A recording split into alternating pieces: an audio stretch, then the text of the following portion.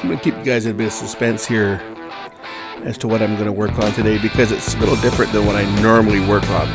Yes, it is electronic, sort of. It's also mechanical, sort of. It's also very old. This goes back to 1965, and you don't see many of these around today. Now, battery-powered clocks were nothing new. Dial Electro is one brand. I have a German-made one. It uses a small motor to wind up a spring that operates a conventional mechanical clock.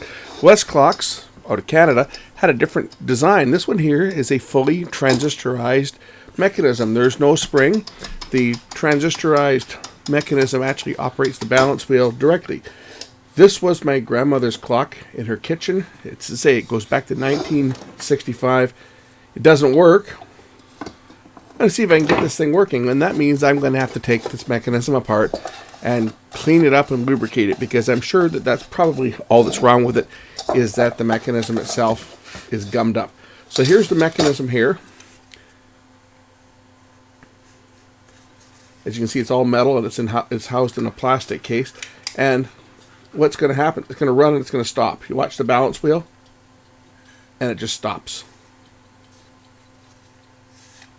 Takes a second. There, it just stopped. That's the problem that I have to deal with. Now, I've never opened one of these things up before. I have no idea if I'm even going to get this thing back together. Never mind make it work. But I'm certainly going to try, because this thing is just too cool. So, as you can see, at one point a battery is also corroded in this thing over the years. But it's been sitting around forever. I think I inherited this thing in about 1982, and it's just been sitting in a box in my kitchen, put away to be looked at someday, and, well, today is that day. So I'm just going to disconnect the wires here so that I can get a good look at this mechanism, and then I'm going to have to figure out what exactly is the problem.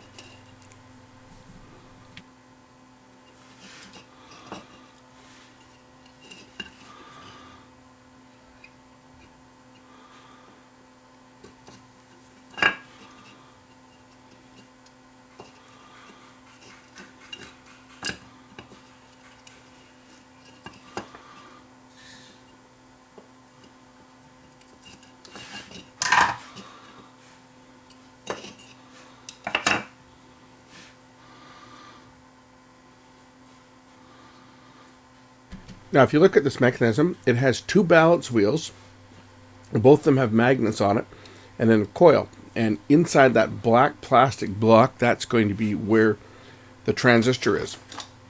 And I think how this operates is that as the magnet passes over the coil, it's going to induce a pulse in the coil, which is going to fire the transistor. That's going to create a pulse that's going to repel the magnet. Here, if you look at the balance wheel, you'll see that there's actually two magnets, right? So the first magnet passes over the coil. That creates a pulse, which fires a transistor, which then acts on the second magnet to repel the magnet away in the direction that the balance wheel is going. And then, of course, momentum will stop. The hairspring will cause the balance wheel to spin back the other way. That first magnet passes over the coil again, creates another pulse, which repels the second magnet, and so on, and the unit just operates on its own. It's actually quite a simple and very ingenious design, and I'm really hoping I'm going to get this thing working. So again, I've connected the battery, but as you can see, this is just not cutting it. It's stalling out. Notice the gear in the top right corner is not turning. That should be turning constantly with every tick of the flywheel or the balance wheel. It's not moving. We're gummed up. There's no question that this thing's gummed up. Lubricant's dried up. Maybe there's some fuzz or hair or something in there, but it's not operating as it should. So without taking out all the screws and actually having all the little wheels and gears fall out, because aligning that thing would be just an absolute nightmare, I'm going to do what I can to try and clean this thing up. See, the balance wheel is turning, but it's not turning enough. It's dragging, and I think probably what it is the lubricant on the actual balance wheel itself is dried up. Here I'm going to flip it by hand and get it going. That's more like it's supposed to go, but watch what's going to happen. It's going to slow down and it's going to stop.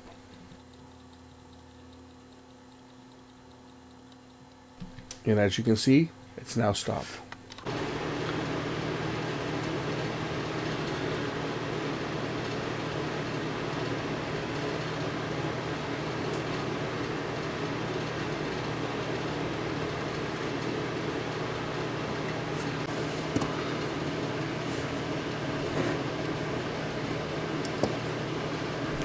I'm now about to pick some fuzz out of the gears here. You see, there's the little hair in the gear. And it appears every time that little bit of fuzz gets caught up in the teeth, it stops turning. That's one of the problems. That's not all of them, but that's one of the issues that we've got on this, is just some of these little wheels. They're very fine. Notice they're all metal too, right? None of this plastic crap. This is made in Canada with pride. This clock at the time sold for, I think it was $9.99 was what the price was, $10. But in 1965, you have to understand $10 was a lot of money in 1965, considering the average person was probably making about, 80 cents, maybe 80 or 90 cents an hour, if that. I think a lot of people probably were making less than that. So, I mean, gasoline back then was like 25 cents a gallon. So, $10 for a clock was actually probably fairly expensive in 1965. You could buy a brand new car for about $2,000 back then.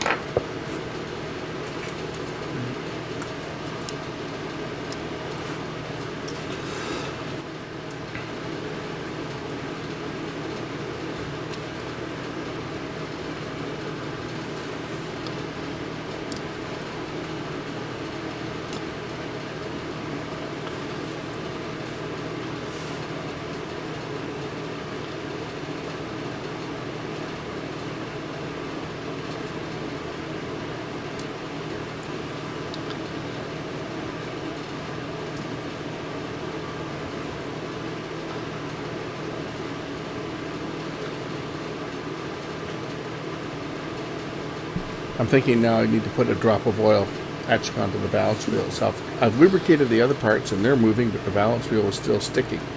So here now I've put a drop of oil down onto the actual balance wheel itself, right onto the pivot there. And now it appears to be working. I'm going to let this thing run and see how long it... here we go. Let's get some oil in here now. Oh, there's still a hair. I spotted another hair that's in there, so we'll get that out of the mechanism. That might be why it was sticking.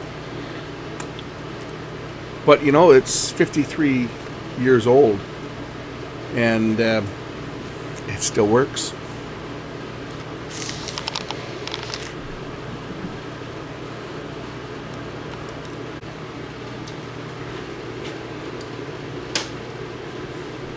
Now that's a little more like it.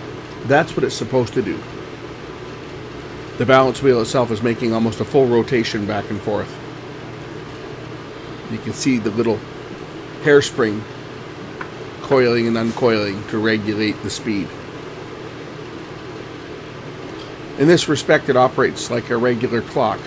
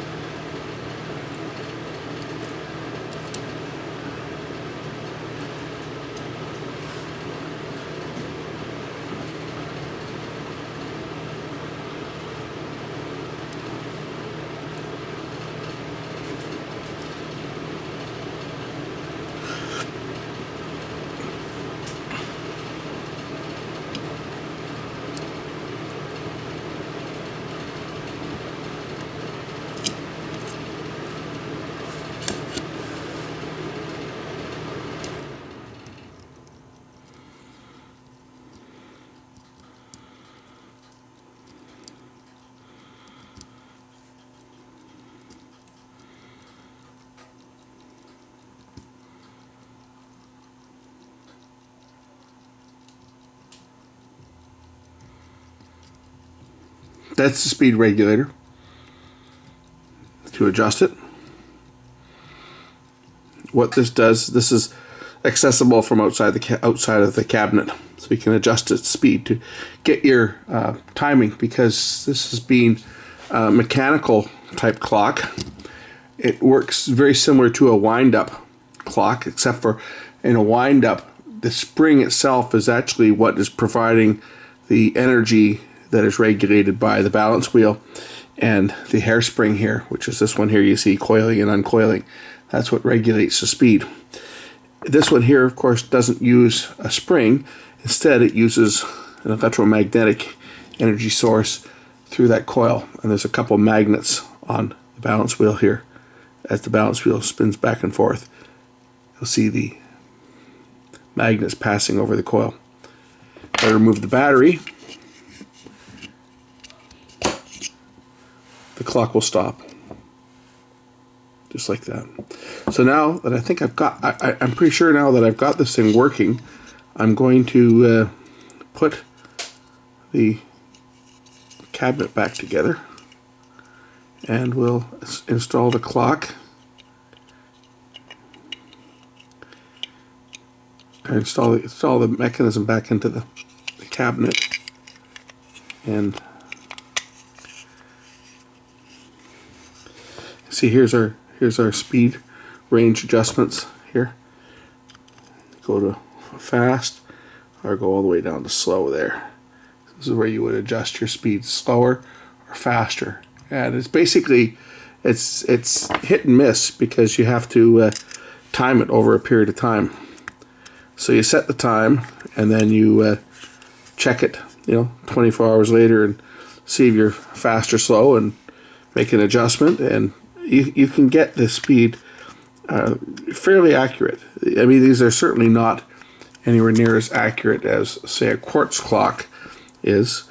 I think they say the accuracy on this thing here is okay. It says here's what it says. So each division on this little scale here, each division is 15 seconds per day. Right? So each one of these little divisions. So if you're a minute fast a day, you would move it by 4 divisions, right? So that's, each one of these is a minute.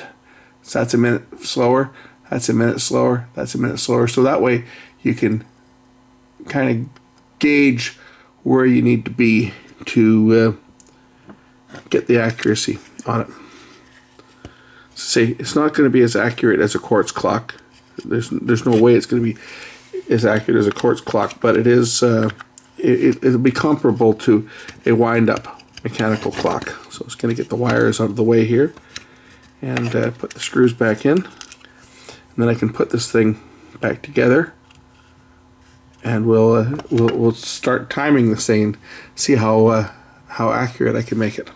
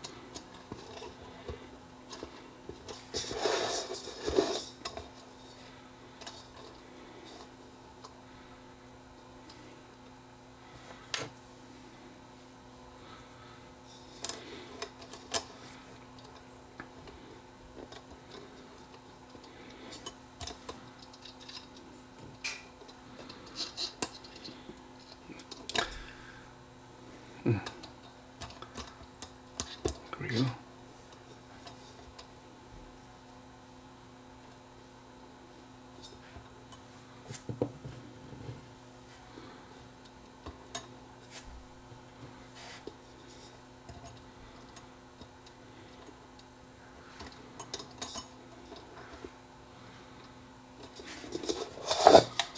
So I'll load the battery, and then to set it, this is called a Stanton, made in Canada, Peterborough, Ontario. And to start it, we just pull and release this, but we're going to turn the hands with this because that's how you're supposed to set it. So we set the time on this to 8 o'clock. It's actually 8:02, so 8:02. I'll set it to 8:03 because we're going to set it to the exact second. And then when it gets to 8:03, I'm just going to release this, and that will start the clock going. And there it goes. And now we'll time it. And over the next couple days, I'll adjust the regulator accordingly to set the time and see how accurate I can make this little clock. So this is quite the collector's piece, I would think, these days, because it's very old. This goes back to the 1960s, I think. I'll have to look this one up and see when this one was manufactured. But it's quite the unique piece. This was in my grandmother's house, and it used to hang over the table.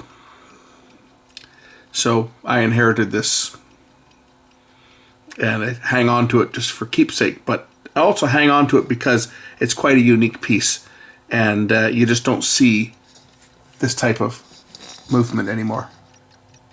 Quartz now, of course, rules the world as far as analog clocks go. You don't see this type of mechanism, and I think this is just so cool to hear that thing ticking away.